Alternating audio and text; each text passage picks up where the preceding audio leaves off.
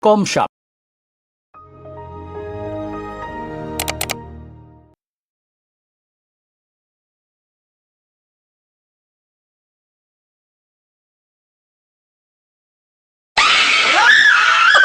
Sino ba naman ang di maa-addict sa Comshop noon kung ang mga usong laro noon ay Run Online, Dota, Counter-Strike, Gunbound, Audition at iba pa?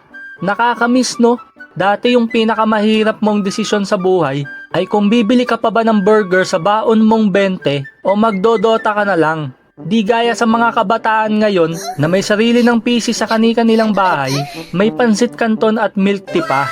Nung panahon kasi namin ay usong-uso talaga ang mga Comshop at wapakels ka pa kahit gutom na gutom ka na. Basta ang importante ay yung mahalaga.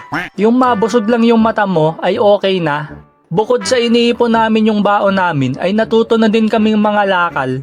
Pang-extend namin sa Comshop pag nag-time na.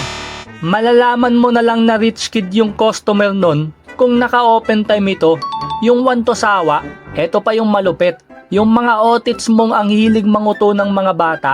Yung pag sinabi niyang, paisa nga, dun ay kabahan ka na. Dahil yung sinabi niyang paisa ay di mo namamalayan, kanina pa siya at malapit ka ng mag-time.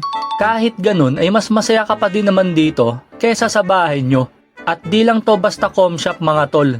Kasi minsan, dito na rin nabuo yung mga memes, flip-top venue, boxing, tulugan, at higit sa lahat, sandalan kapag pagod ka na sa buhay mo. Totoo to mga tol, agad napapalitan ng inis yung pagod ko.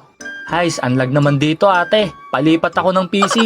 Kaso sa paglipas ng panahon ay unti-unti na ding naubos yung mga Comshop dahil halos lahat na ata ng bata ngayon ay lumipat na sa mobile gaming, kaya ang dating masayang silid na yon ngayon ay alaala na lang.